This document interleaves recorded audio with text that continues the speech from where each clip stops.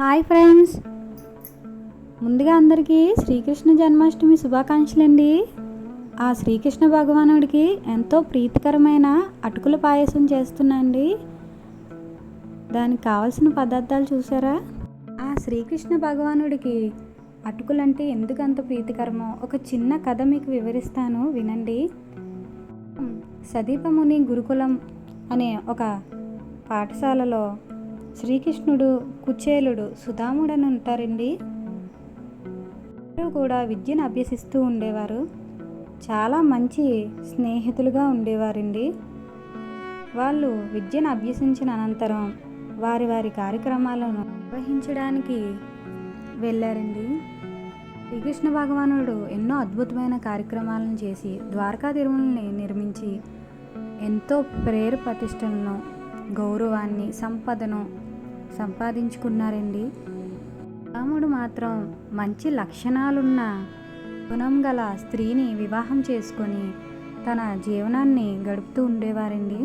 సంపాదన సరిపోక పేదరికంలో అష్టదరిద్రాన్ని ఇస్తూ ఉన్నాడండి. అప్పుడు తన భార్య, శ్రీకృష్ణ భగవానుడు మీకు ఎంతో ప్రియమైన మిత్రుడు కదా, తన సహాయం ఏదైనా మీరు తీసుకుంటే బాగుంటుంది అనేసి తన దగ్గరికి వెళ్ళమంటుంది. సుధాముడు శ్రీకృష్ణుని దర్శించుకోవడం అంత అదృష్టం ఇంకేముంటుంది, కానీ శ్రీకృష్ణుడి దగ్గరికి వట్టి చేతులతో ఎలా వెళ్ళను అని తన భార్యను అడగ్గా, తన భార్య 3 గుప్పెడు అటుకులు మాత్రమే ఉన్నవండి అనేసి తన భర్తకి ఇచ్చి పంపిస్తుంది. ఇప్పుడు వాటిని తీసుకొని ద్వారకా మందిరానికి బయలుదేరుతాడు. శ్రీకృష్ణుడు సుధాముని చూసి, మిత్రమా, నా బాల్యమిత్రమా తో ప్రేమతో ఆహ్వానిస్తాడు. శ్రీకృష్ణుడు ఒక బంగారు సింహాసనమైన కూర్చోబెట్టి కాళ్ళను కడిగిన నీళ్లను తన నెత్తి మీద చల్లుకుంటాడు. శ్రీ మహాలక్ష్మి రూపంలో ఉన్న రుక్మిణీదేవి అవతారంలో వింజాపన వేస్తూ చూస్తూ ఉంటుంది.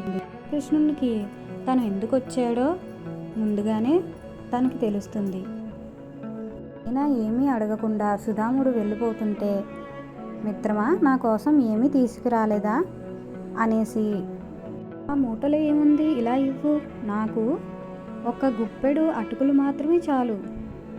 గుప్పెడు అటుకులు తినేస్తాడు. రెండవ గుప్పుడు ఇంద్రుడికి ఉన్నంత సకల సంపదలను ప్రసాదించాలని అనుకుంటూ తింటారు. 3వ గుప్పుడు తినకపోతుంటే రుక్మిణీదేవి ఆపుతుంది. అనుభవించి ముక్తి మార్గాన్ని పొందుతాడని ఆపుతుంది.